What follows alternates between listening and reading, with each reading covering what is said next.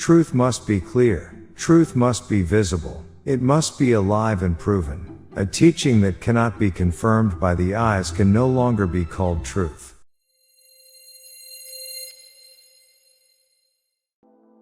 Currently, Buddhism presents a dualistic logic between Buddha and living beings. Here, Buddha refers to one who has attained realization, while living beings are those who live a life of samsara without realization.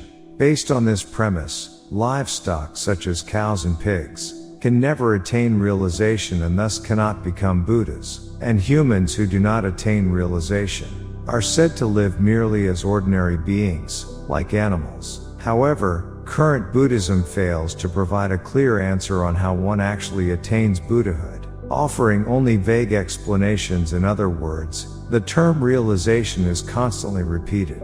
Yet what true realization actually is remains unclear. How frustrating this must be for Buddhists. Once, a well-educated person came to me and shared his frustrations. He told me this story. He had once visited a renowned teacher of wisdom and asked, "Master, what exactly is realization?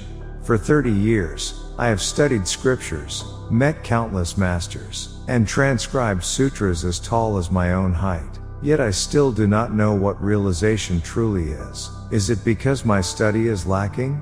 But the master's response was astonishing. "The realization you seek is simply knowing who you are." That day, he left thinking he had wasted his time seeking an answer. How could that be realization? Isn't this just wordplay? In truth, he had heard that exact same answer 30 years ago when he first entered Buddhism. At that time, he had felt joy and acceptance, thinking, "I see. Finding myself is realization."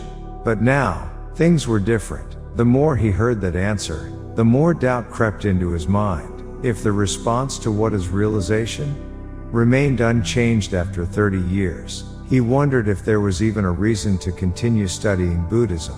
At that moment, he suddenly felt the urge to ask, "If realization is knowing who I am, do you yourself know who you are?" After listening to his story, I said, "Well, then, have you found who you are? Shall I tell you who you are now? Your name is you. Your parents are your interdependent arising. If realization were merely about finding who you are, there would be no need to study.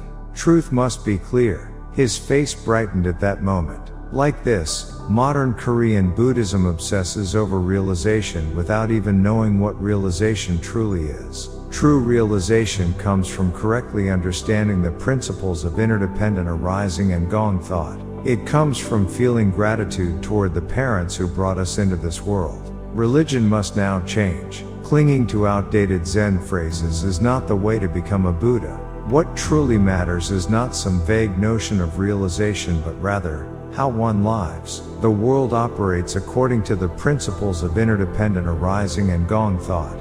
Here, interdependent arising refers to human relationships. By meeting good connections and creating good relationships, one can attain freedom, joy, and happiness. Buddha is not someone separate. By awakening to the principles of interdependent arising and Gong thought, anyone can become a Buddha.